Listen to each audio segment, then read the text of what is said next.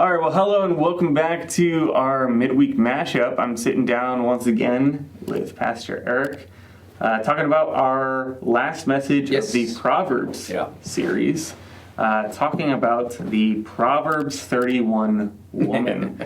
How have we kind of led up to this topic of in the book of Proverbs? Yeah, so the Bible is an interesting book, right? Mm-hmm. And, so one of the things that we wanted to do with the series is talk about how do you read a book like Proverbs more, instead of just digging into everything that Proverbs says, which the themes are pretty, standard throughout the book of Proverbs. There's a lot of like themes that you can come up with, but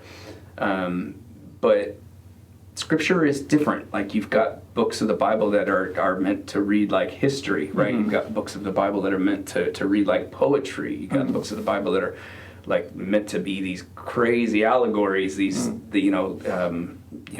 metaphors, hyperbole, all of this stuff. And so if we just sit down and say, what does the text say?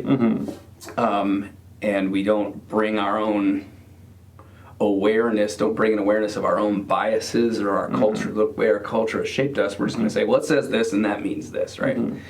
And so Proverbs is a different kind of book, and it needs to be dug into in a different kind of way. And one of the things that has happened throughout history is, the Bible was written largely in a patriarchal time and place, like pretty much the entire world at the time was that way. And so sometimes you get some things that are, the Bible is shaped in its culture, and so it's going to write about the culture that exists, not a fairy tale one that doesn't exist, right? Additionally, a lot of history has been patriarchal, so you just read that lens through it. And so passages like, Proverbs 31, starting in verse 10, have regularly been just kind of used to uphold that. See, this is why men are better than women, or this is what a woman is supposed to do as opposed to what a man is supposed to do. Many people who attended our church or who are even watching this online might read Proverbs 31 and not get any of that, and they'd be like, what is he talking about? Because maybe you aren't from that kind of culture where you've seen women kind of, put in a box where they're treated as less than or whatever. But for most people and most cultures or most people's experience, they've seen that. They've seen some of that, and the Bible has been weaponized often against not just women, different types of people, but especially women in this case. And so I wanted to okay, let's dig in. Does the Bible actually say that? And the answer is no, it doesn't. And in Proverbs 31, it definitely doesn't. In fact, it makes a totally different case. If you read it literally, that this is what you should be looking for in a spouse, or this is who you should be as a wife, you don't get that. You get this is a woman to be admired. She stands on business, to use a term that the youths are using. She I just made myself sound 800 years old. The youths, these whippersnappers. No, she's a businesswoman. She's calling the shots. She's teaching. She's instructing people. She's not, this traditional kind of housewife that she often gets turned into. And then I make the case that it shouldn't be read literally anyway, because Proverbs isn't that kind of book. The idea of lady wisdom, this embodiment of wisdom in the form of a woman, is all throughout the book.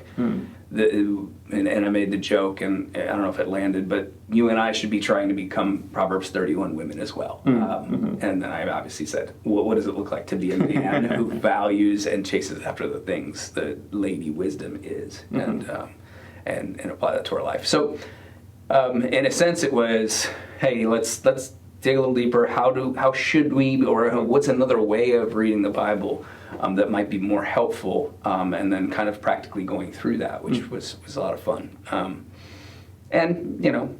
It's often when we read Scripture, we need to deconstruct what we maybe think it says a little bit, because if I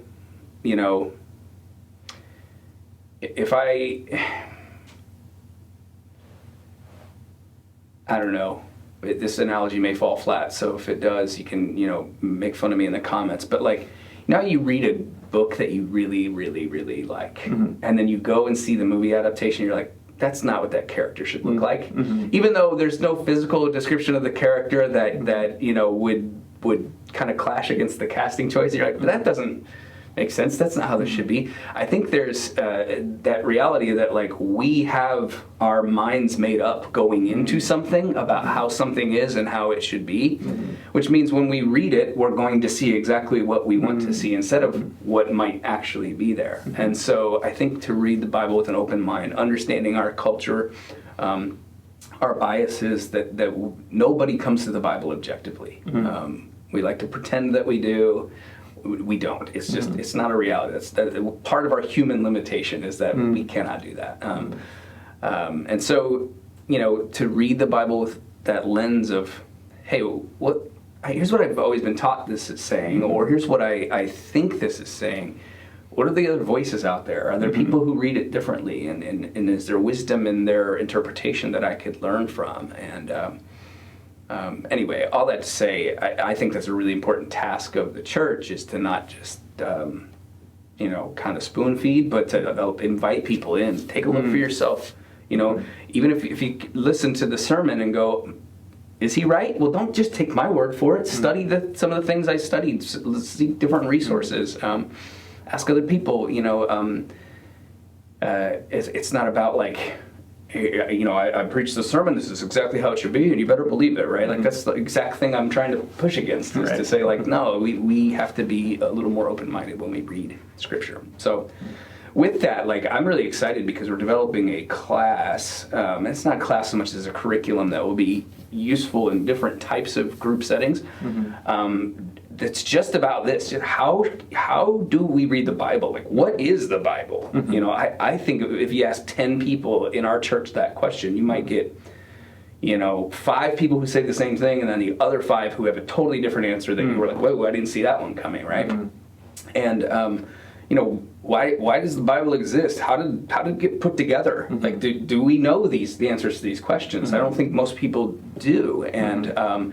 And so answering these questions and digging into what Scripture is a little bit, and then practicing how to read different genres of Scripture. Like, what do you do with a book like, Ecclesiastes? Or what do you do with a book like Revelation? Like, they're so different from each other that you can't approach them the same way. You got to do some work. And so we just want to help train people with that, so then when they go to study the Bible, they've got some resources and some grounding in how to really get the most out of it, and then also to share it with others, because that's one of the things that we hear a lot is, when people talk about being on mission, we talk about blessing our neighbors and having spiritual conversations. One of the biggest pushbacks we get is like, I don't know the Bible well enough. I don't feel like I could speak intelligently on it. Like, okay, well, let's spend some time doing that, equipping ourselves to be people who know the Word and are able to like intelligently talk about it and humbly talk about it. Because I think that's the number one thing that I've learned over the years is that, like,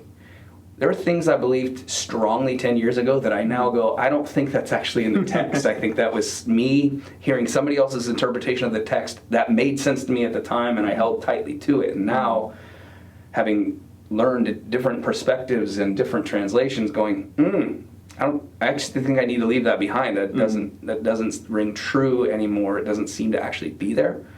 And what that makes me do is go, in 10 years, will I say some of the same things about the things that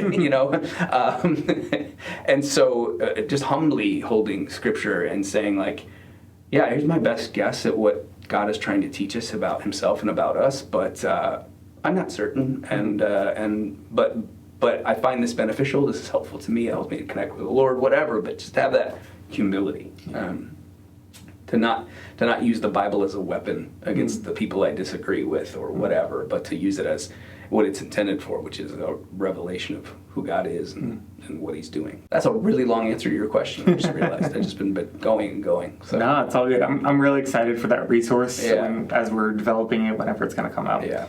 We are moving towards a new series, and you mentioned it very briefly. We are building up towards Easter and talking through blessed rhythms. How can we bless our community?